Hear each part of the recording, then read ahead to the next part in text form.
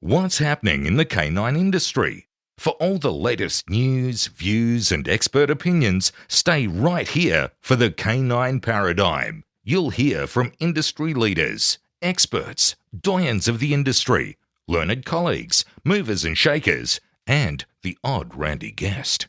Get the latest insights and expert advice from both here and abroad from the people in the know. Now, here are your hosts, Glenn Cook and Pat Stewart. And I'm Lofty Fulton, and I'm out of here. Glenda? Yes. We have to do a new ad. We do. It's a solemn time. Our long-time sponsor of the show, George Kittredge, Yes. very, very sadly passed away. And we formerly used to advertise for him his Rowdy Hound boxes. We did. So we don't actually know what's happened with Rowdy Hound boxes. You know anything about that? I looked at the website. It said that they're recalibrating since their founder and boss has passed. But nonetheless, I think that you and I want to honour the memory of George Kittredge anyway. He was a friend to both of us, a hell of a good guy, and he supported us almost immediately. He was on board through and through, and I just don't want any of us to forget George. He was a terrific human being. So we intend to continue to advertise Rowdy Hound, even though we don't know what's going on with them, in the hopes that they keep going, and that can be a bit of George's legacy that we're able to continue to promote. I hope so. In checking it out, we had a look to see, because we're not real good with the sponsorship. So we had a look to see who's actually paying for sponsorship. And we have a list of people to tell you that we support. And the first is our sugar mama, Barbara de Groot. She's been with us from the start as well. Barbara's been an absolute staple in our... She's a gem. She is a gem. She has a business. She does. From the Heart Dog Training. From the Heart Dog Training. Yeah. You can check it out. But she supports us as much and more than anybody ever has. So we appreciate you very much, Barbara. Another person who's supported us from the start. The Einzelwiener. Einzelwiener. The Bullfed. The Bullfed. Yep. It's where I get all my stuff. Yeah. It is, truly. It's where I get all my dog gear. If I need something, Jason's my first point of call. I don't use his shit website. He has a website. It's dog shit. I just message him directly. You guys probably should use his shit website, but I don't. Because you don't want to message him directly and get his grumpy ire of the day. Yeah, but do it. Get all your dog stuff from Jason. He's got everything you need. He's got all the shit that you need to train a dog for realty. Everybody who comes to seminars and looks at mills and asks me mills questions, ask Jason. Yeah. Jason can point you in the right direction for getting the mill that's best suited for you. I really like his leashes. I'm a big fan of his leash pack. That's why I sort of convinced him to do it. But anyway, get your stuff from Einzelwiener. Yep. Do you know who has a fantastic website and ships internationally? My wife? Your wife, Canine Paradigm. I couldn't imagine her not having a good website, how much of a perfectionist she is. Well, the products are amazing. My dog merely being alive is a walking testimonial to that. My dog, who I've retired numerous times and has come out of retirement when I've managed to get his body back to healthy, and a big part of that is related to Canine Paradigm. So check it out, everybody. I could say so many nice and biased things about Canine Paradigm and my wife, but what I will say is ignore me. Just look at testimonials. The testimonials speak for themselves. That's where the field trials are working. What makes Narelle's day, and mine as well, is when people are emailing in and sending messages of... Well, primarily people have had no hope in the past because just everything that they were trying wasn't working, and now it is. And that is the testament that something is actually really working. And the other thing which I will add, one of the things that Narelle's told me in the past is dogs are incapable of understanding the placebo effect. Oh, that's a good point. So you can fake it on a human, but you can't fake it on a dog. I never thought about that before. That's actually a really good point. Well, my wife's actually a very smart person. There you go. So she's told me that humans are subject to the placebo effect where dogs are not. So it either works or it doesn't on dogs. There you go. That makes total sense. Yep. There's one other person who puts a fair amount of work into this show. Yeah. It's me. Yeah. Funny about that. And I have a digital product that you can buy. If you go to my website, seriousdogbusiness.com, right now I've got 2 courses available to you. The Overview, which is a small course where you could learn how I teach. Yep. But the other one is the Wave Tops, which is a bigger course. It's everything I know about dog training. Well, it's not everything. It's a lot of what I know about dog training. Yeah, check it out. terrific. Yeah. $500 dues. That's all it's going to cost you. I recommend it when people are saying, what do I do? How do I get in the industry? I recommend them to your course. Oh, wonderful. Thanks, sir. All right, on with the show.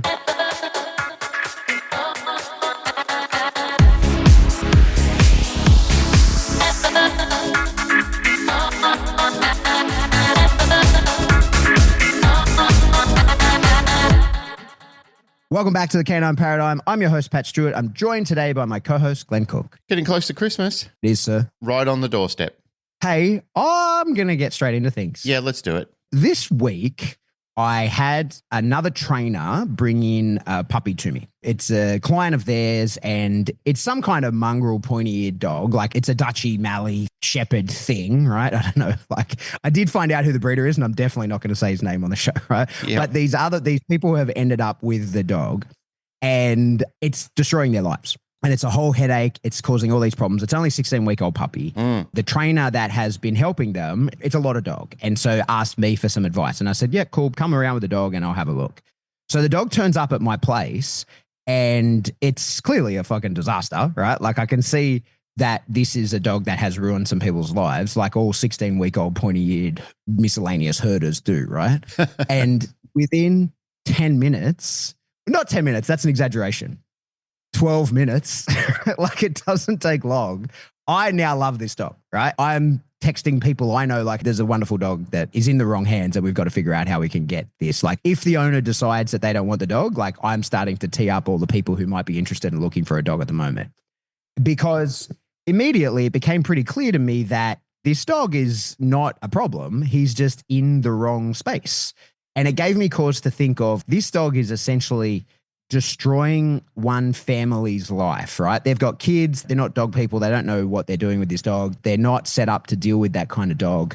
And it is exactly the kind of dog that they are very likely to either have to euthanize when it gets too big and powerful, because it, can no longer be just managed the way a puppy can be managed, or it's going to be a turner. You know what I mean? Like, it's going to live its life in the backyard, turning food into shit. And that's going to be its whole life, because it's going to be too much of a headache to take anywhere, to deal with anyone, to do any sorts of things. But it is actually a sweet dog. So it will maintain an ability to be a strong person's dog. But if you don't know dogs, you're not going to be able to take this thing anywhere. It occurred to me that this dog is essentially one of those situations of being like one man's trash being another man's treasure. I get some pretty decent work going from this dog. He's jumping around. He's my little buddy pretty quickly. He has to work through a lot of big feelings. He attacked the fuck out of me. And I'm glad I got some of it on film, because it's one of those situations, as trainers, especially when you see this from the sort of in-home behavior mod people who deal mostly in labs and cavoodles, who are helping people with puppies. And the advice on a puppy that bites you is just redirect that into a toy. Right? And we all say that because that's true. That's what you do, right? Like, that puppy biting energy is going to exist. That it's not like you can just collapse that waveform. Like, it has to go somewhere. And you should absolutely redirect that puppy energy into a toy. But when that little miscellaneous herder decides that it's fucking attacking you, you can jiggle that toy around as much as you want. Your arm holding that toy remains the prey. And the way to get that dog off can be the sort of thing that most people would scream in horror at, because you're getting properly bitten by this dog who is giving 100% power. And like, its power is not that much because it's 16 weeks old, but that has to be interrupted in order before it can be redirected, right? Like, that energy is pointed at you, and you have to first stop it being pointed at you in order to point it somewhere else. It's not like it just goes somewhere else immediately, which it does with softer, easier dogs, right? So I'm dealing with this dog thinking about like, oh, I really enjoy this little dog, but how much he is in the wrong home. And it gave me cause to think about, for those of us who are entering people's homes or dealing with other people's dogs, right? Like, when we're in the zeitgeist of helping the average pet dog owner with average pet dog problems, almost always those problems are created by the owner themselves, right? Like, they're created by the lifestyle in which they live. They're created by the things that they're doing, by the way that they're treating the dog, the expectations that they hold over the dog, the things that they're holding the dog accountable to, the things that they're not holding the dog accountable to, the things they are reinforcing by accident or on purpose, and the things that they are punishing either by accident or on purpose. So that most of the time, like, of course, there are genetic wrecks of dogs, right? Like, they exist, and there are neurological problems with dogs that can cause aggression. And there are dogs that just have super weak nerves. No matter whose hands they're in, they're always going to be a disaster. But I think overwhelmingly, the people who are having problems with dogs are having problems of their own creation. And that is more often than not our job as trainers, is when we go into people's homes is to point that out to them and then have that difficult conversation about like, actually, this isn't a dog problem. This is a you and your lifestyle problem. And in order to change the dog, we're going to first have to change ourselves. So I thought today it might be fun to go through a list of the things that people are likely to get called out to deal with in a home situation where somebody reaches their wit's end and decides, fuck it, I'm calling a dog trainer. And we can tease out some of the ways that these sorts of problem behaviors are created by the person. What do you think, Glenn? To jump in on what you were just talking about, I think it's a great topic. It's something that continually does the ring around in the professional dog training circuit anyway, because it's primarily the bread and butter of millions of dog trainers around the world. It's why we are who we are and why we're successful at our jobs is because this is never going to end. There's a couple of things I just want to add to this. One of them was a good saying that Chad Mackin had, which he echoed and quite a few people have responded to over the years, and that is, the dog's not being a problem, the dog is having a problem. That's a wise statement, one that I heard at an ISCP conference. Somebody was saying and giving credit to Chad, and I heard him respond to that and thanking the person for giving him credit for it. And then Chad went on to expand on that, which once again, it's one of those really eloquently put phrases about what's actually going on, because I feel that people do tend to lay the blame at the feet of the dog quite a lot of the time and saying, oh, it's your problem. However, when you do spend time with people and they're reasonable people, which most of them are, they then turn around and say, oh, I can see that I'm the problem. It's not something that you want to embarrass them with or shame them with, but it's a conclusion nonetheless that I feel it's very important for people to be able to sit there and have a bit of a come to Jesus moment where they look at the whole situation, they see how the dog resonates with you and how respondent the dog is within 15 minutes to half an hour, and how the dog starts to channel into different forms of energy.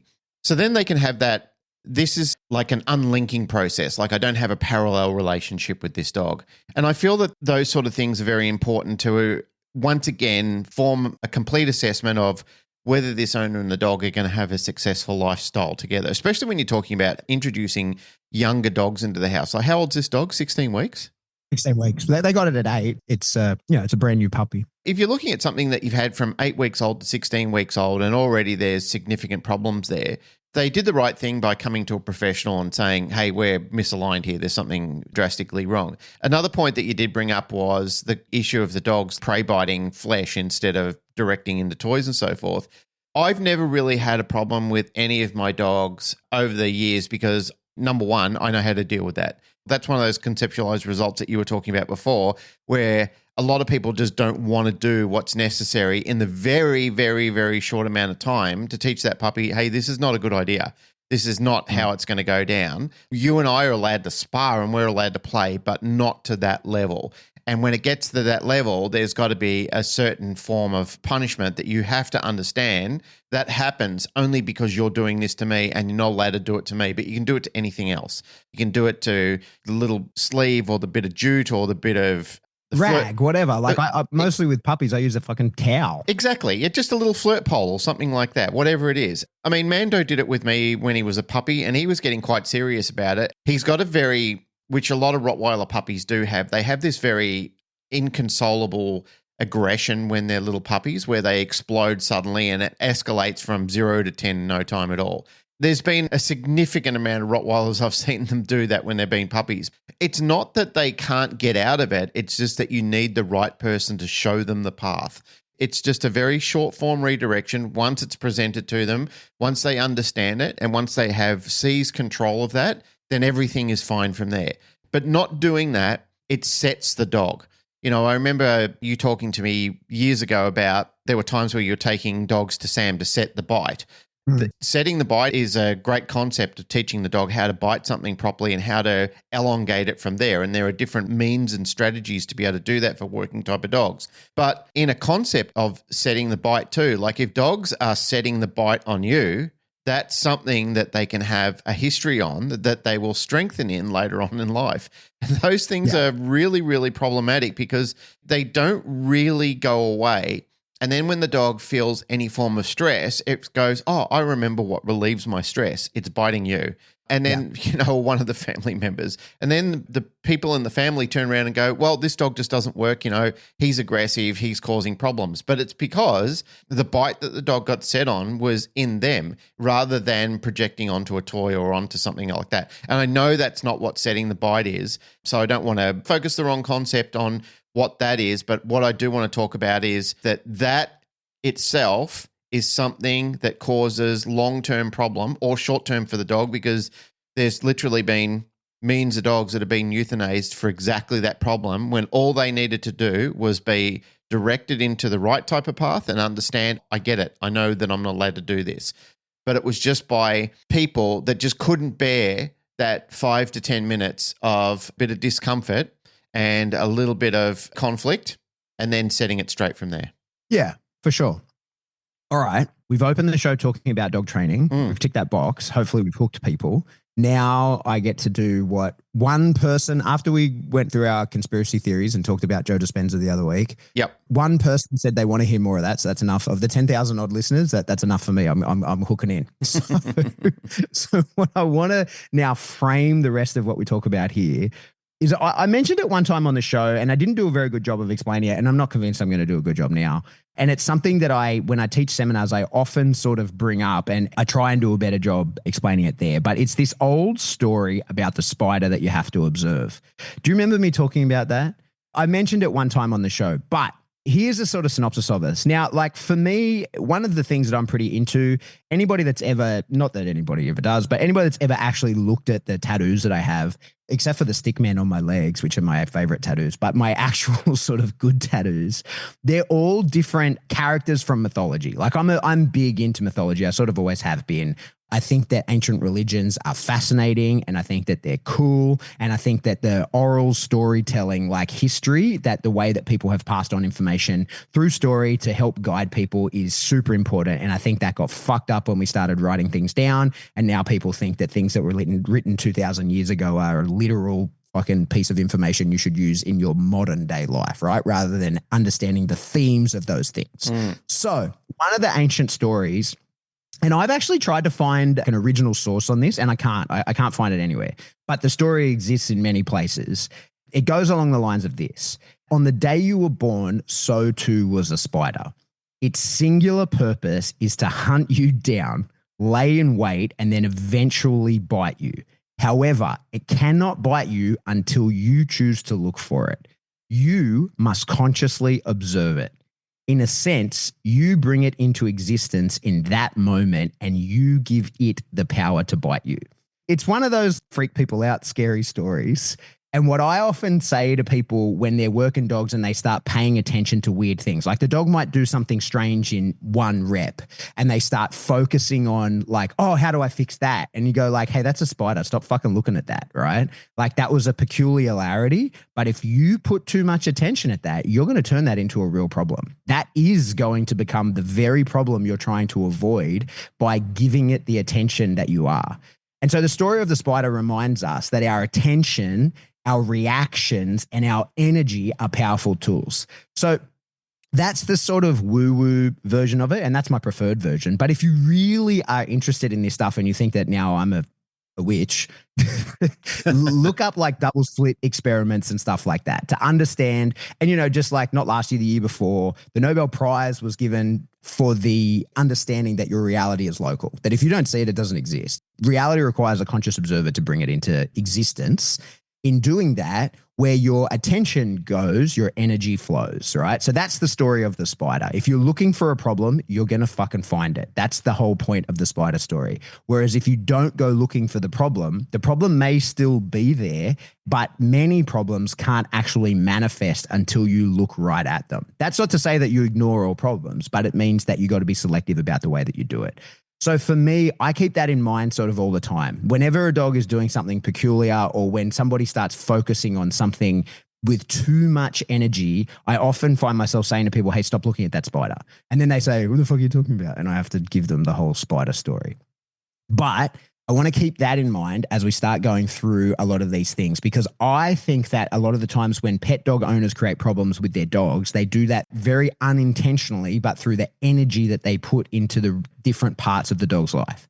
And the first thing that I think most dog trainers, if you've got an ad anywhere, you've advertised yourself as a dog trainer, you have gotten a call about separation anxiety. You for sure have gotten someone ring you up and say that my dog barks excessively when I'm not around. He's destructive. He destroys shit in the house. And there's spectrums to that, right? Like people will call separation anxiety a dog that just barks a little bit in the crate and then stops within a few minutes. They'll call that separation anxiety. And we'll also then get the same term used when someone calls us about their blue staffy that has fucking destroyed the house and cannot be consoled and has proper actual anxiety for which it probably needs to be medicated for, or it will actually likely never recover from because it's truly deeply ingrained in the personality of the dog. So there's a huge spectrum of separation anxiety, but almost always, except in those rare cases where it's true anxiety. And my thought process on that is that for us as dog trainers, there's actually very little we can do about those kind of dogs, right? Like my experience when you get those really extreme, proper, actual separation anxiety dogs, as we've discussed in the past, it's almost always blue staffies, right? Like, or they're prone to it, but it can exist in other breeds. As a trainer, once the lifestyle and everything is in place, that often isn't going to fix that. That's deeply ingrained in the dog. That's a medication or a lifestyle where the dog has to be around people that never go anywhere, blah, blah, blah. But I think that a lot of what people call separation anxiety is people drawing attention to the separation of them and their dog. And I think that a lot of the time when people say, oh, my dog barks when he's in the crate, when I leave the house or has these meltdowns when I'm going to leave, I often say like, what does the leaving the home ritual look like? And it's long and it's drawn out and it draws a lot of attention to the fact that the dog is going to have a problem and therefore sets into motion the very problem that the dog is likely to have. Have you observed those things, sir? How long have we got? We've got, it's our show. We can talk on any topic as long as we like. I just want to quickly kick back to your phrase about the spider, which now that you said it, I recall that you did say that several shows ago, and I like the concept of it. I also saw somebody write in chat that it frightens the shit out of them because they hate spiders and the whole thought that there's a spider. Point. Yeah, exactly. Let me just expand on that one thing. If you're listening to us in the car with kids in the car, push pause. Don't continue listening. Jump forward 15 seconds. The thing of why people are afraid of it, and people don't work in the fear side of mythology anymore, right? We still teach kids about fucking Santa Claus, but we don't teach them about Krampus. We've lost that side of things. And that's a huge part of the way that we're meant to raise kids. There's all these mythological stories that fucking steal kids in the night. It's meant to scare kids into acting right. Keeping Santa Claus and dropping Krampus is the force-free version of raising kids, right? They're only, I want the reward from Santa. What happens if I don't be good? Well, Santa doesn't come. We forgot to say Krampus comes instead. Yeah, those old stories of mythology are incredible. There is one of, I think it's the Dutch version of Santa Claus, where it's Black Nicholas or something like that, I believe he's called. And he punishes kids, like he actually comes down and beats them. So all through history, there is not just the concept of this jolly old guy in a red suit that comes down in a chimney. There's also the anti to that as well. Like what happens when you really do fuck up and you're on the proper naughty list. Primarily, it's like the Chinese concept of yin and yang. Like one cannot exist without the other. Light cannot exist without darkness. I just wanted to touch on that phrase of the spider following you, because I heard one interesting the other day of an old soldier talking about a story, and he's lived this extraordinary life, and someone mentioned that to him, and he said, there's a bullet for all of us with our name on it. The trick is just to live long enough that it never finds you. That kind of reminded me of that saying that you had with the spider. Sometimes with the dogs, it's the same sort of thing, is that there's a parallel between those two conversations, because you're going to have problems with your dog at all hooks and turns. If you stop long enough, as you mentioned before, which I thought was really relevant to the tale of this story, if you stop long enough and you focus on that, you give the dog the potential to conceptualize on that and say, oh, so this is the thing. Like we're engaged in this. It's like kids, where kids are annoying you and they're being pains in the ass. But the whole concept of that was to make you look. And even when they say that, like, oh, I made you look, and you think, oh, you little fuck, you made me stop even though I knew I shouldn't have done it and I should have just extinguished this behavior and not given you what you want. But then they say, I made you look. Dogs are very much like that as well. Like they think, oh, I got your attention. And especially when we come back to talking about separation anxiety, you're 100% right. There's a lot of dogs that would never have had an anxiety around you leaving other than you going back and going, oh, just one more kiss. Oh, just one more treat. Oh, just one more little pat on the head. Oh, I can't leave you. You're so cute. A lot of the times when we're looking at the manifestation of these problems, it's primarily us, like we're doing it. When you asked me the question before, have I seen this? The reason why we get called out, like this is one of the major reasons of dog trainers getting called out, things like pulling on the lead, being aggressive towards other dogs, and separation anxiety. Like that's almost the Christmas bundle of a dog trainer story. And the separation anxiety, the tricky side of that is, yes, there's some dogs such as many of the Staffy breeds who it's just a list of genetics that really breeders need to address. Why am I continuing to breed this into dogs where the longevity of this dog's life is literally narrowed down to either spending the rest of its life in a rescue facility or being euthanized? The amount of wastage in Staffies is horrendous. And when people hear me say this, they must think that I hate Staffies. Couldn't be further from the truth. I love Staffies. Some of them, and especially some of the really well-balanced, well-designed Staffies, are just amazing little dogs. They're cute. They're the dream dog. When you get a good one, they're the fucking best. They're amazing. They're like little tanks. They're affectionate. They're funny. They've got well-placed prey drive. There's so many positive things about them that I can't say enough nice things about them. Except when you do get those deranged, highly anxious ones that freak out over thunderstorms and will mutilate themselves, will literally run through 5 panes of glass, stripping their flesh to the bone. Like they'll try and dig through a brick wall and wear their pads out by the time they're doing it. Those sort of things are horrendous to see. The reason I'm saying this is because being involved in boarding kennels, we get those dogs in here from time to time that I have to legally, and I'm saying the words legally with prescription medication because I don't want anyone to think that I'm just doping dogs, but there are dogs here that myself and the staff have to make sure that we pre-medicate before storms because these dogs will literally extrude themselves through like a 2x2 inch square to try and get themselves through them. They'll literally be a puddle on the floor in the morning if you don't do something about it. So that is a terrible, terrible, terrible thing to witness, a dog that's so frantic that it's beyond control.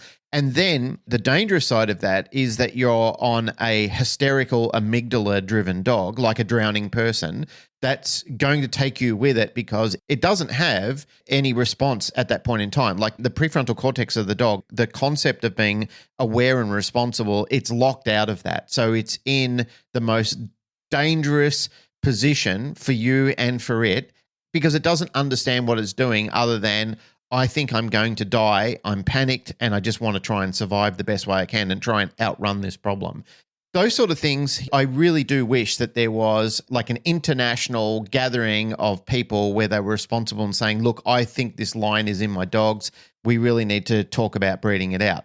Wishful thinking on my behalf because there's so many people out there who won't address some of the most simplified problems, but yet they'll keep breeding and breeding and breeding this problem, making it worse and extending it and expanding it across the globe. Therefore, it's going to be a never-ending cash cow for dog trainers and especially people who want to medicate dogs and justify putting dogs on immediate medication. Now, if you are talking about medicating dogs using some form of SSRI, unfortunately, those are the dogs that are the candidates for it. That's the poster child. Yeah. You know, like for a pharmaceutical company, all they have to do is put that dog on the poster and say, live a peaceful life through being medicated by our product. They've got it. That's it. It's done. Sealed. But I think for the most part, those dogs are very rare. And I think that the overwhelming majority of the problems we see when we go into people's homes and the complaint is separation anxiety.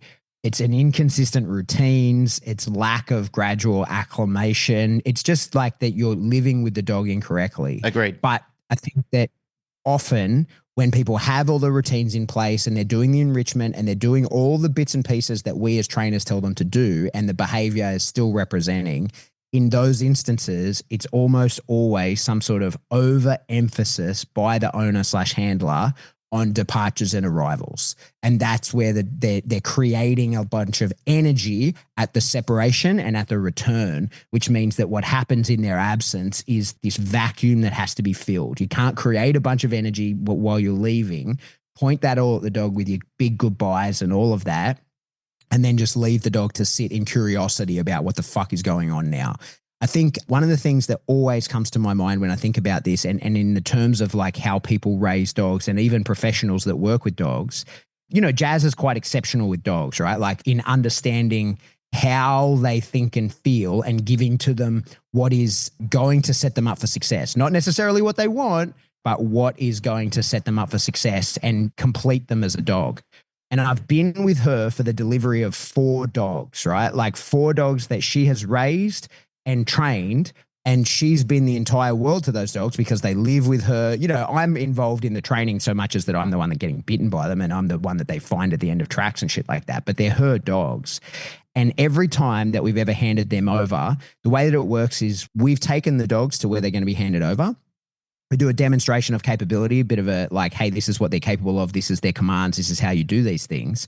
And then there's a play session or some sort of handover session with who will be the new handler or who will be the person running the course for the new handler or whatever it is.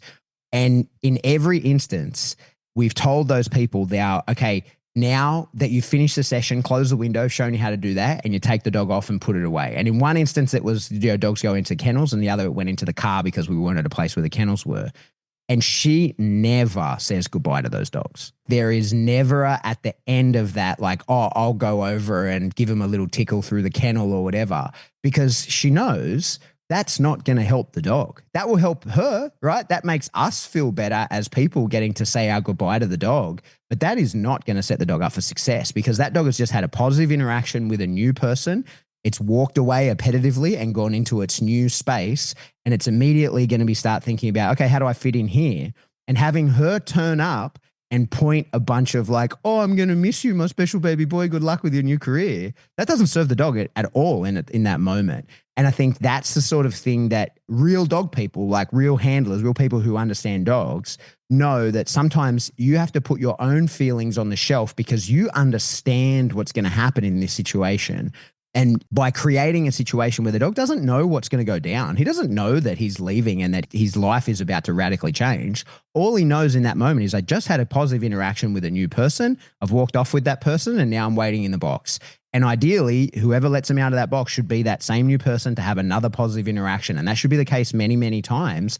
But any interjection by her at that point is only going to set back where the dog was at. And I think that's the kind of thing that we see from the average pet dog owner very regularly is the big goodbyes. And mate, you've seen this more than anyone at a boarding kennel, right? Like when people are dropping their dog off, the ridiculous goodbyes that people give to their dogs. As the trainers, we're often kind of stuck there because you're like, oh shit, like this doesn't help, but fuck, like I can't interrupt this because this person's having an emotional meltdown in front of me and putting all of that energy into the dog. And then they're going to go off on their wonderful holiday and the dog's getting locked in a fucking cell for the 2 weeks while they're gone, right? And now his last memory is that I had a bunch of arousal put into me by this person and then a complete tearing of that connection. And now I'm off in this new place, new stimulus, new things I don't understand. And that's my final memory of this person is bringing me up in arousal rather than allowing the kennel tech or the attendant or whatever to make a little connection with the dog and go, okay, come on, off you come with me and let's go have a good time. Interesting that you're talking about that. It reminded me of a story when I was working security at a private function. And I'm going to come back to that in a second. Prior to saying that, you're 100% right also about the long goodbyes and the traumatic goodbyes that people do experience at boarding kennels.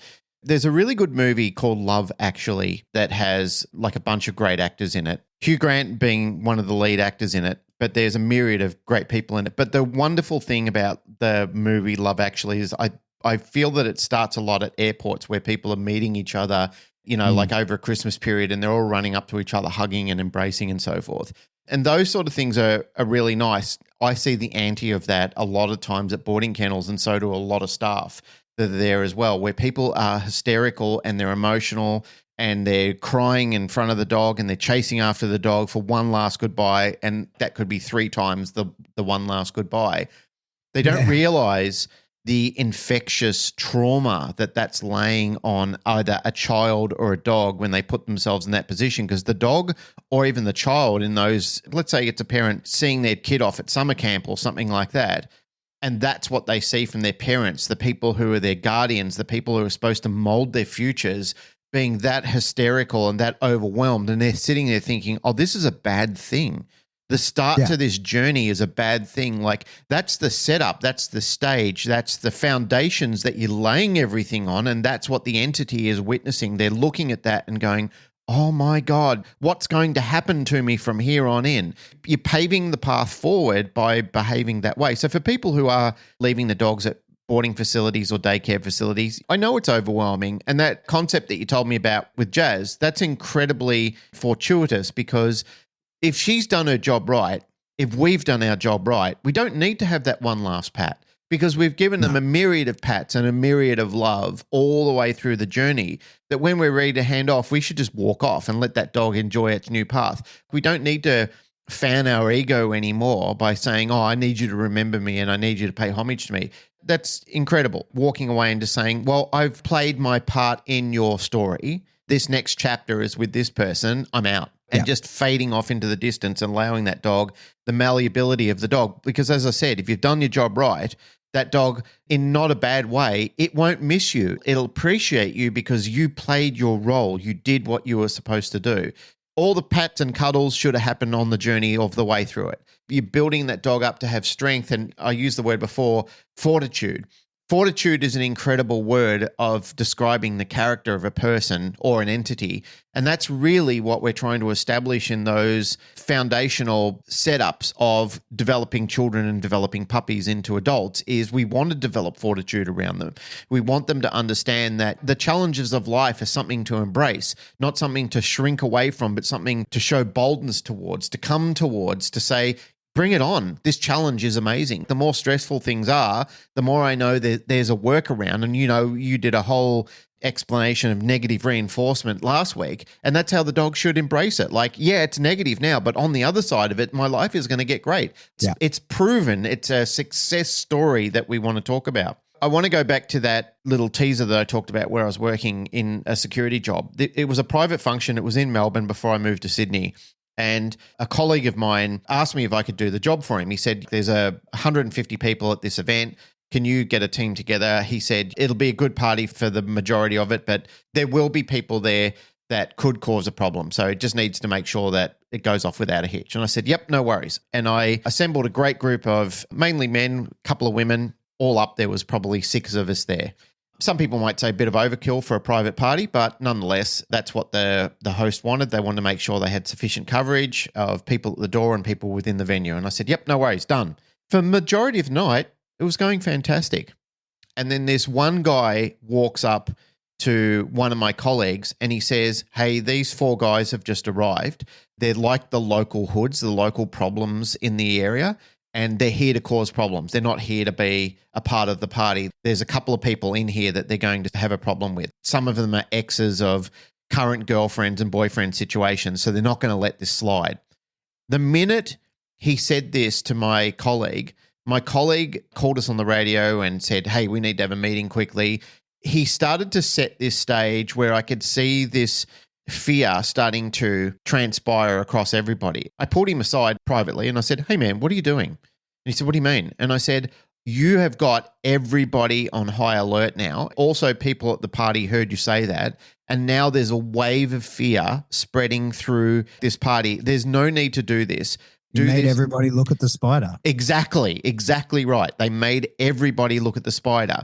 For anybody who's interesting, here's how it played out. Myself and one of my other colleagues who I knew was a capable person, we went over and sat down with them and said to the guys, hey guys, there's a rumor. Is there any truth to it? And the guy goes, no way. I wouldn't do that. I wouldn't disrespect the girl whose party it is. Their family are very, very good family friends of ours. There is no way that any of us would come and do that because we actually love these people like they are some of the best people in our lives. For us to behave like that would be outrageous. They were upset by it, wanted to know who it was. And I said, look, it doesn't matter who it was. I just need to establish that you're cool, it's cool, we're cool. And they said, absolutely, no beef, no problem. Once that happened, you could see everybody unlocking and everything sort of going back to place. And of course, there was a bit of annoyance that happened, but it never needed to get to the level where I could see like everybody turning around to look at the spider.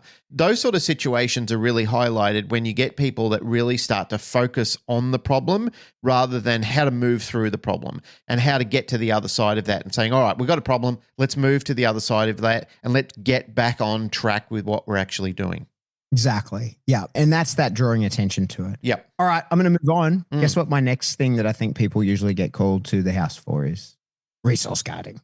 And because like real resource guarding is dangerous. Like, and there's I think that's the thing with all of these things is there's a spectrum to everything. Separation anxiety, we said most of the time it's bullshit. It's just structure and people bringing attention to things that they don't need to. But of course, there are dogs that have that real true issue. And as for us as trainers, it's very limited that we can actually do about it. The same with resource guarding. Like, you know, you get certain bloodlines of certain dogs or of certain breeds that it is really strong within them. And that might be food aggression. That might be possession over particular resources. That for sure, you know, like I don't want to turn this into a working dog thing, but like that for sure is true of many like Dutch Malinois type bloodlines is because in the KMPV, there's numerous exercises that are like quite difficult to teach if the dog doesn't want to take possession over something and resource guard.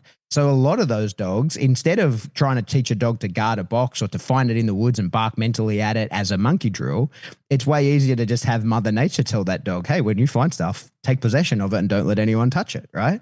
So then that's cool until the dog does that in the home and then goes, hey, this is mine. And so there's real versions of that. There's real like proper, like the dog, Mother Nature whispers in that dog's ear and says, hey, don't let people take your things. These are important to you. And if you were to try and interrogate that dog, you imagine you can have that conversation with the dog and go, hey, why are you doing this? The dog would just shrug its shoulders and be like, I don't know. It's just what I do. But those dogs are rare. And the average person that we're being called into the home of doesn't have that dog.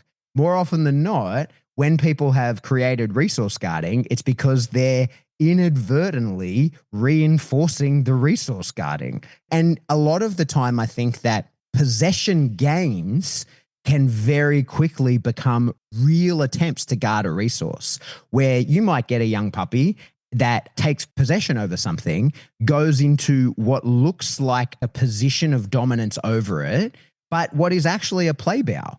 And you might get a dog that is barking or growling or rumbling at the handler in what looks like proper aggression taking possession, but is actually an invitation to like, come and try and take this from me. Like I'm trying to initiate a game here. And what I often see is people who mistake those signals then go like, oh God, he's guarding something. That's scary to me. And they move back from it. And the dog goes, oh, I guess I am fucking guarding this thing. I think I just did a really good job of it. And it felt good to push you away from there. So I'll continue to do that more and more and more. But then the other side of the coin exists. I think that when we go into people's homes, we often see people who have had the dog take possession over something, and then they've just blindly punish the dog for wanting to have anything, right? Now, if you do have a real resource guarding dog, that's going to create the bigger issue because the dog now is like, hey, I'll grow up someday. Like I'm little now, but I've got big feelings about these things. I'm going to wait till I grow into my body and tell you about those feelings later on. Or you can close doors doing that you really want open later on. So I think resource guarding is one of those things that very often it's a misinterpretation. Now, for me, I'm not going to let a puppy take complete ownership over something and really actually, or a dog of any kind, really, take complete ownership over something and say, hey, this is my resource, you can't touch it. But if a puppy wants to challenge me over something, I meet the challenge. Like typically for me, I will then, the way that I would like to interact with puppies, no matter the breed, is when they show a bit of concern and aggression or anything like that, I meet that immediately with play posture. I usually pull my kissy face at the dog and I wiggle my butt, and I might even, if it's a puppy, get down on all fours and into something that resembles a play bow to that dog and be like, hey, I don't acknowledge your aggression. I see your attempt at possession and I'll absolutely play a game of possession with you. We can play this game for sure. And you get to feel those feelings, but feel them safely. Don't make them real. But I think that a lot of the times when a dog growls at something. Like, how many times, Glenn, have you had people come in and go, oh, I've got this terribly aggressive dog. He's super dangerous. He dominates the house. He holds over everybody. He has his own space on the couch. No one's allowed to go anywhere near him. He barks, lunges, growls. And you're like, okay, cool. Finally, something exciting. You get them in and you get one look at the dog. You go, this dog ain't shit. It's not aggressive in the slightest. This is just the dog that has been put in a position where this is how he finds success. Mother Nature didn't create this. You did. Interesting you say that. Multiple times when people do come and arrive with those dogs, because they're the dogs that I usually do in my consults with, my explanation to them, because 5 minutes into the lesson, I can see the disappointment in the face of the person who's just described the monster to me, because it's not a monster with me. Instead, the dog's engaged, the dog's excited, and the dog is rising to the occasion. However, I always make sure as a caveat that I turn around and I say, I understand that this was a monster to you, but it's not a monster to me. Like, it's a different concept. I'm used to this dog. You're not. I'm 30-something years into this. You're 6 weeks. What you have viewed as potentially a big problem, for me, this is quite exciting. And this is the type of dog that there's futures for this dog. There's a lot of things that we can do towards this dog. I started off part of this conversation talking about never shaming people in those sort of situations. And I'm a strong advocate for that, because they haven't done anything they should be ashamed of. This is an educational time where you can gather up your people and suggest to them a bunch of things that they can do differently, which they had no previous education on before. And that's primarily the problem, is they don't understand a lot of these things because they've never had a platform where they've been able to tease it out with a bunch of dogs, or that they've been capable or able to see this play out in any other way, shape, or form. They just don't know. They have no experience in it. Interesting fun fact, of the crazy things that I'm getting involved in or plan to in the next 12 months to 2 years, one of them is I'm now interested in keeping bees. Don't ask me why. It's one of the things that I've been focusing a lot of my attention on.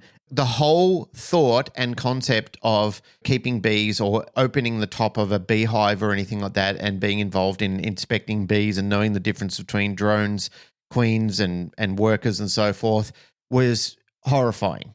But now, because I'm educated on it and because I've spent time actually researching it, looking into it, understanding what it is, understanding what you have to do to make that happen, it's taken it from a fear point to an excitement point.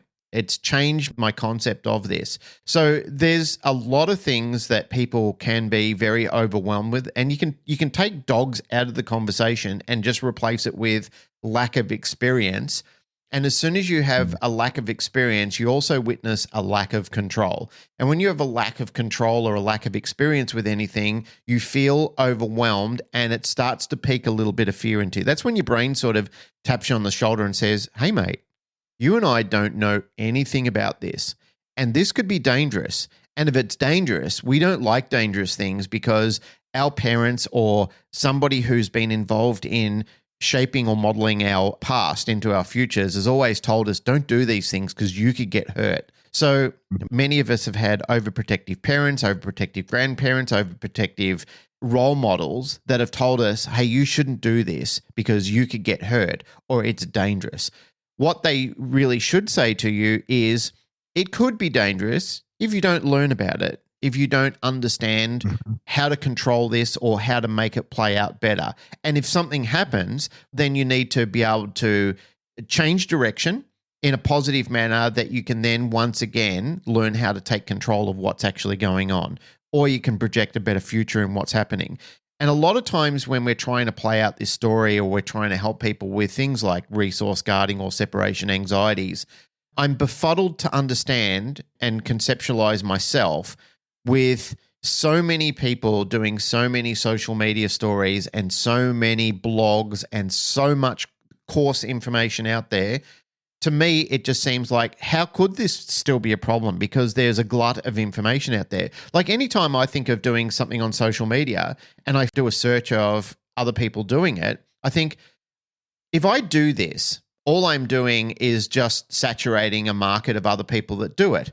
However, there are times where people said, yeah, but you're one more person that might reach somebody that these people aren't reaching yet. So why wouldn't you share the information or the knowledge that you have? And then I think to myself, well, that's a good point. And that's a reason why when we've done these podcast episodes, we've replayed these or brought them back up, because there are people that are joining us now on the journey who haven't gone back to episode 14. I'm just throwing that out there. It's not to say that 14 was talking about this, but there are people who are joining us right now who may be at the cusp of getting rid of their dog for a very simplified reason, because they just don't understand what they could understand if they meet the right person, the right mentor, the right guide at this stage of their journey, and it could save the dog's life right now. Yeah, totally. Here's my next one. Destructive chewing. Yeah. So that's one you get called out for, right? A dog's destroying everything in the house. Yep. And then when you say to people, well, what do you do? Oh, well, I scream at the dog. I run over. The dog runs away with the sock or whatever in its mouth. I continue to chase it.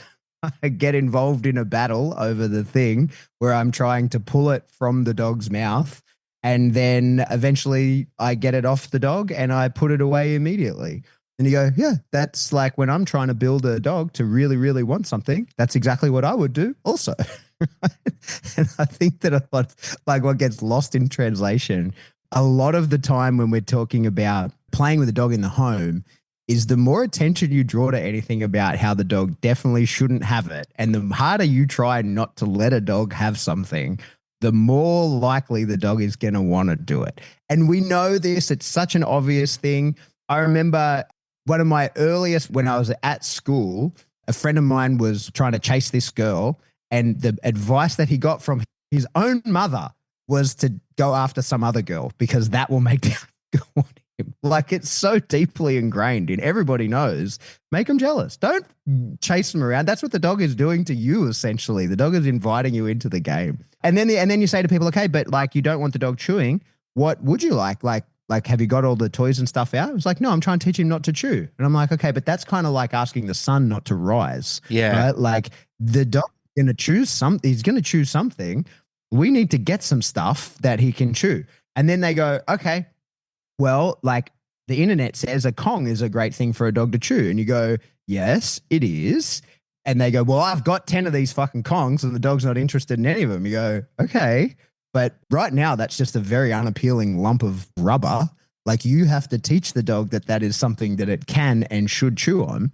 And similarly, I think with a lot of destructive chewing is that the act of getting to be destructive can be highly reinforcing to the dog. So when you've got a dog that has the ability to actually rip pieces of the couch out, that is so reinforcing. When a dog manages to get a hold of the liner or, the foam or whatever, bite it, it's anchored by the weight of the couch, and actually pull that piece away from the couch, spit it out and go for another one. That is so much more reinforcing than a Kong that just gives them feedback. So I think that's one of the things as well. For us as dog trainers, we know that. My dog gets to destroy shit all the time. Like, my dog is a very destructive dog. He likes to destroy shit.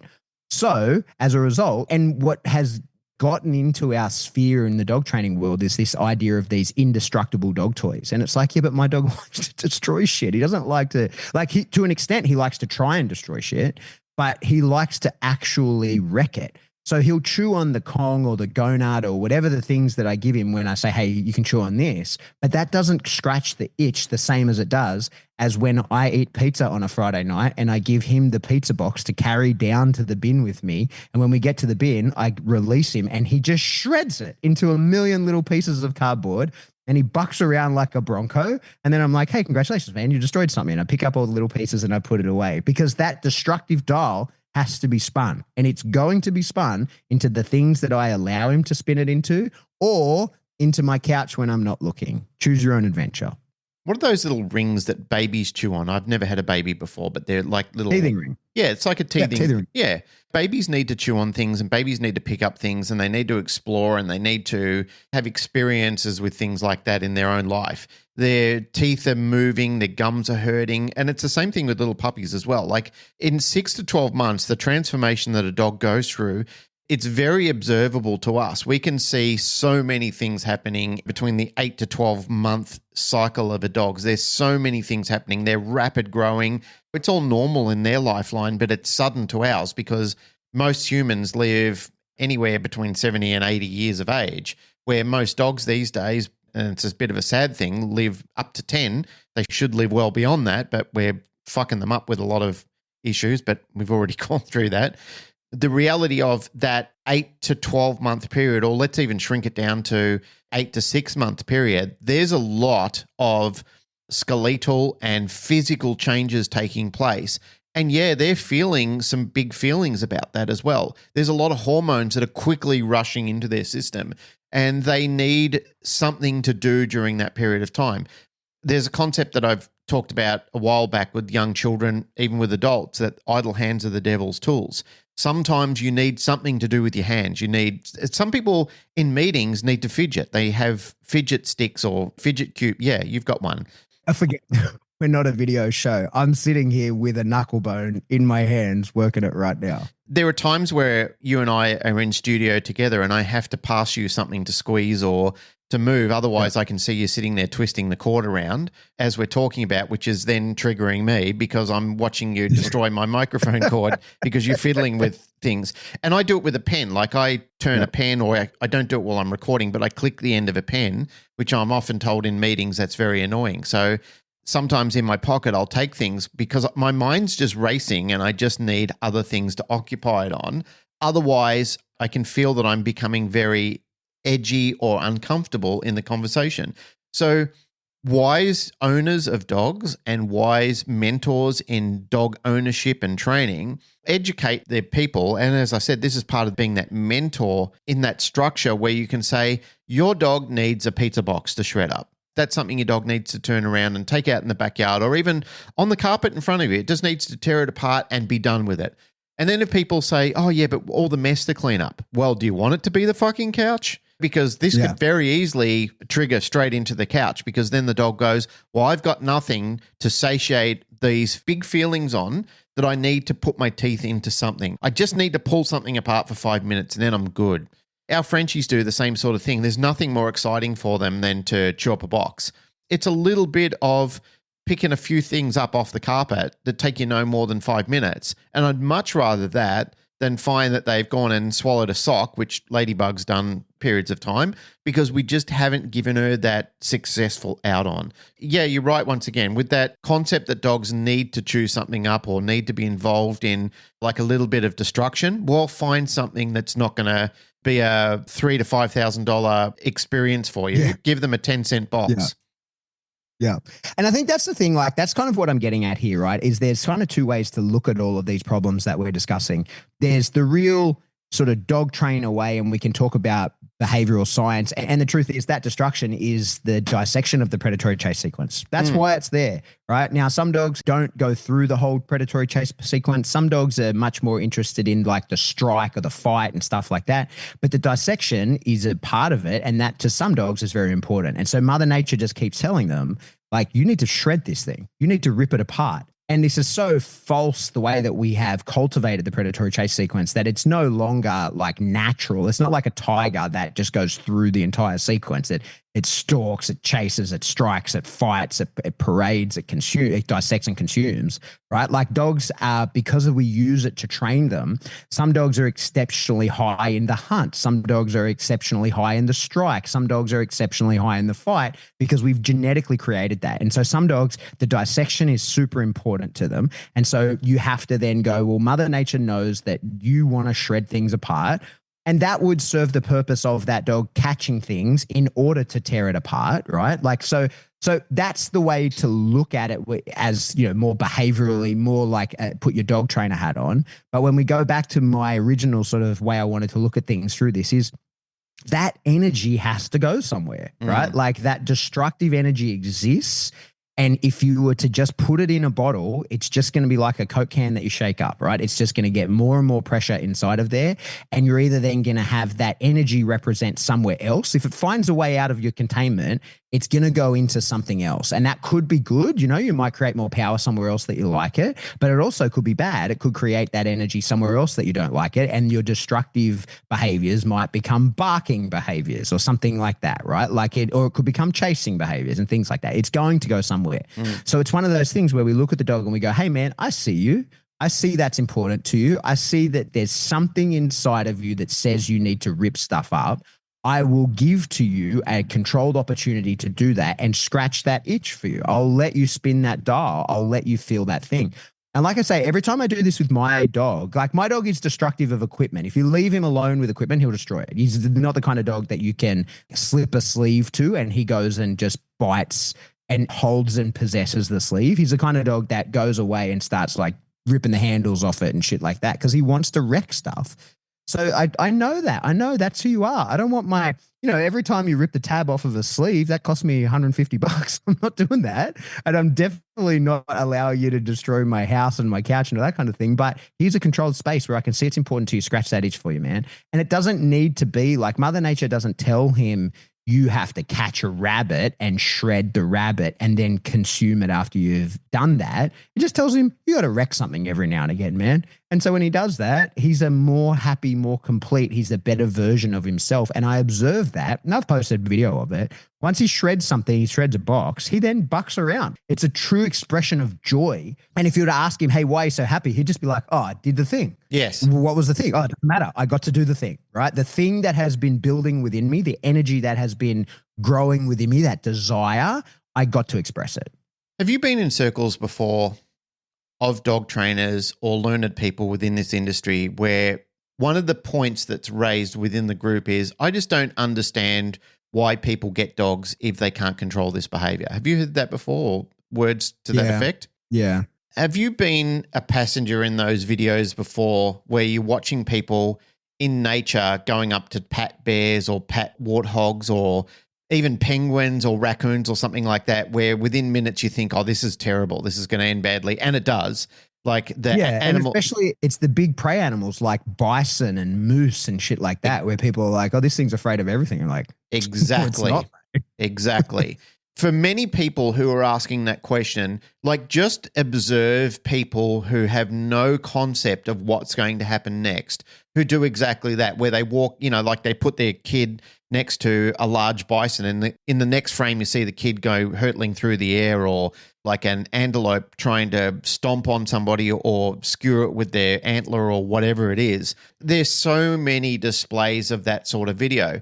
And that really answers your question. People don't know what the nature of that animal truly is until they experience it firsthand. And that's very much the fundamentals of what's happening when people get puppies and dogs.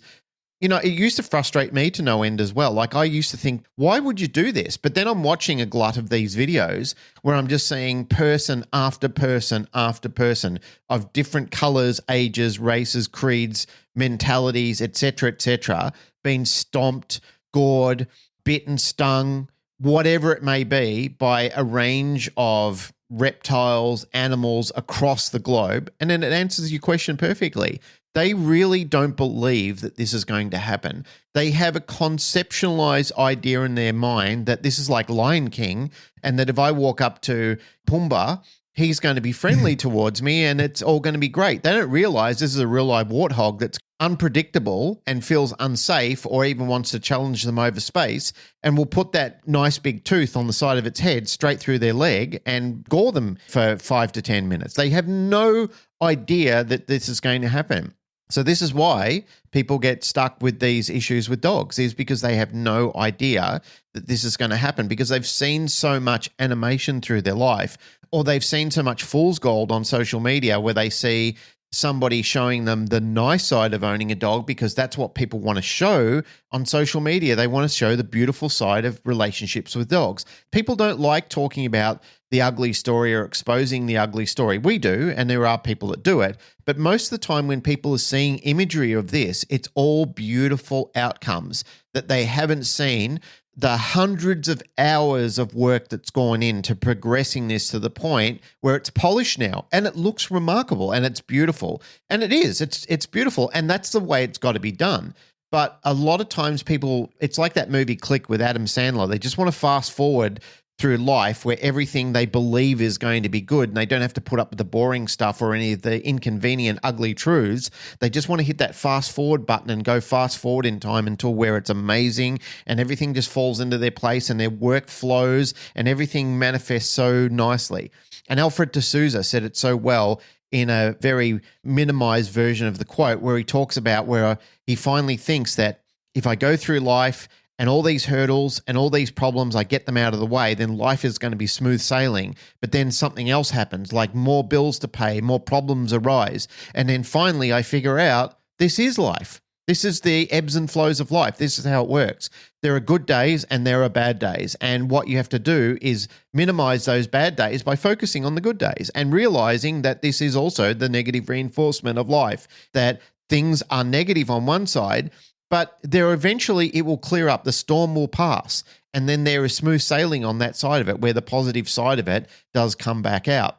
Once again, the remarkable side of good mentors, good trainers, is they can help you overcome this and they can show you, hey man, this is an incremental journey and there are going to be some shitty days, but we're going to get through this and we're going to move to the other side of it, but you have to do the work. There is no way through this. You can't get those muscles without going through some pain and some discomfort and without lifting the weights. They're just not going to magically appear in your body. You can still stick steroids into your arm, brother, but you still have to get into that gym. You're still going to have to eat the chicken.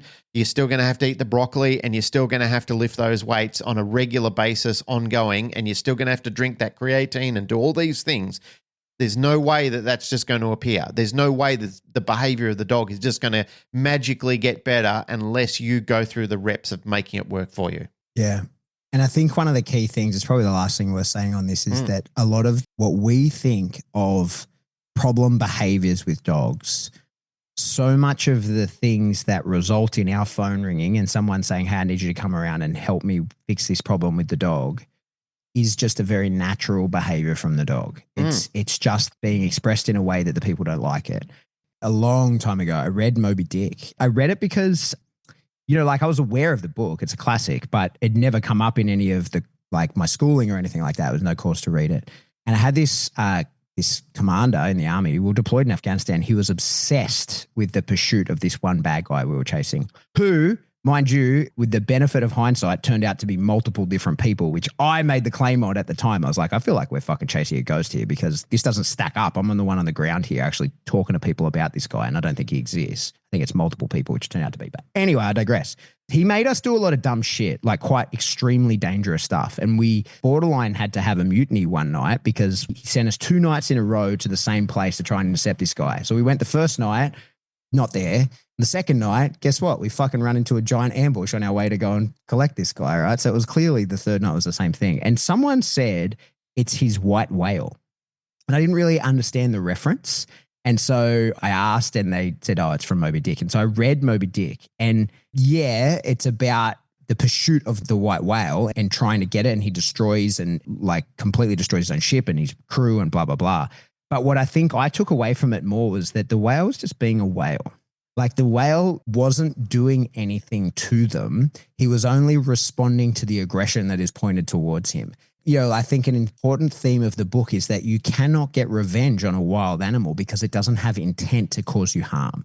That's one of the things that has dropped out of the zeitgeist. Now, I know dogs are not wild animals, but a lot of the times the problem behaviors that we're seeing in the homes from our dogs, the dog is displaying that problem behavior because that's something the dog needs to do. And in its rawest form, those problem behaviors often are a fucking headache for us to live with. But they don't have to be expressed in their rawest form. They're domesticated animals. So they're malleable. Like I said, that desire to rip shit up is the dissection of the predatory chase sequence. Mother Nature says to do that. But we've gone so far away. My dog's not actually running down and catching prey, right? I'm feeding him from a fucking bowl, right? He's eating his big dog out of the bowl every day. So I'm not expecting that of him. But Mother Nature says, hey, you have to now and again destroy stuff. So I can look at that from one angle and say, oh, my dog's got these annoying, terrible behaviors and I have to stop them. Or I look at it from another angle and I go, hey, my dog has a certain energy within him that requires him to destroy some shit. So I will provide to him some shit to destroy and our problems will go away. And I think that's what's important to understand when we look at these problem behaviors that we're often being invited into people's homes to assess and help them with. They are just very natural behaviors from a dog that is being expressed either at a time, in a place, or in a way that is inappropriate. That's the thing to change, the expression of the behavior, not try and stop it altogether. Well said.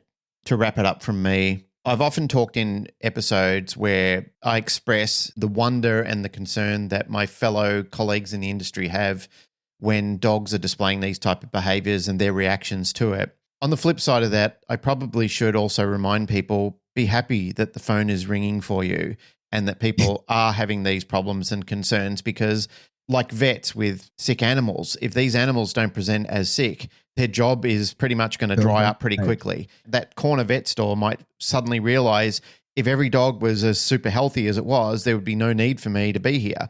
Dog trainers are pretty much in that same sort of category. If dogs aren't misbehaving, the phones are going to stop ringing or the work is going to dry up to a select group of people. So I, for one, am happy, not that people are having problems, I'm happy to be involved in the solution side of that for people, and that the years of expertise that I've gone around piecing things together, and many of my colleagues in the industry have done likewise, is that we can then have the responsibility of giving away that information to other people and saying, hey, I've collected an incredible array of information from past and present and future concepts of what we could be doing with animals.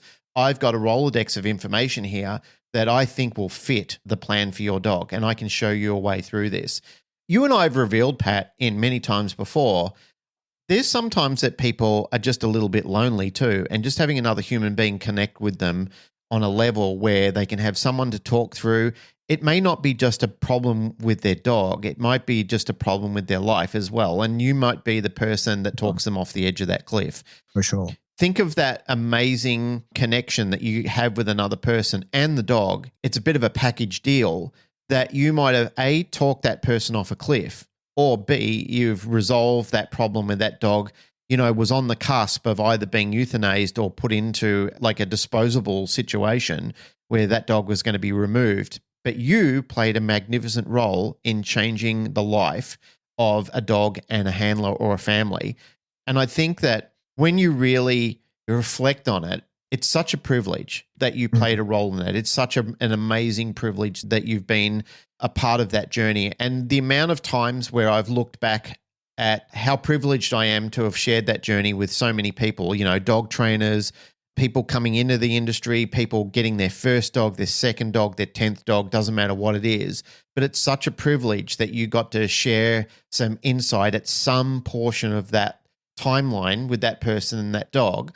There are these incredible times where you don't expect it. It's like that unexpected gift at an unexpected time where you just think, I'm having a bit of a down day. Suddenly you'll get somebody send you a message saying, hey man, I just want to thank you for all of the things that you did and the message that you gave me, because it played such a big part of like not only my life journey or the dog's life journey, but it really is such an amazing thing to happen.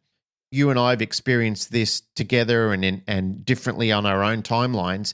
I guess I'm just trying to say it's part of that giving thanks, because recently the Americans had their Thanksgiving, and I was thinking about that concept of giving thanks for things like not looking at the problem, but giving thanks for the experiences that you had and the time that you had with these people or these dogs, because it really is something to have gratitude towards and give thanks for. Well, that's it for another episode of the Canine Paradigm. As always, if you like what you hear, like, rate, share, subscribe. Do that through whatever subscription service you download us from. And then just go to another one. Do it there as well. No one checks. If you want to support the show, the best way to do that is to jump into Patreon. A few bucks a month gets you a giant backlog of information as well as some new stuff going forward. You pay as much as you like. $10 gets you a live stream with me every month where I answer questions. And if you like, there's links in the show notes where you could check out Spring, where you could buy some cool stuff of ours, maybe some T-shirts, maybe some tapestries, maybe... Get the tapestry. You get a giant tapestry, put it on your wall. Yep. It's always fun when you see the background of people's videos. 100%. That warms the cockles of my heart. Sometimes you're not even tagged in it, but you'll see, like you'll flick through some people's stories and you'll see it in the background and think, they've got a tapestry. That's so cool. It is.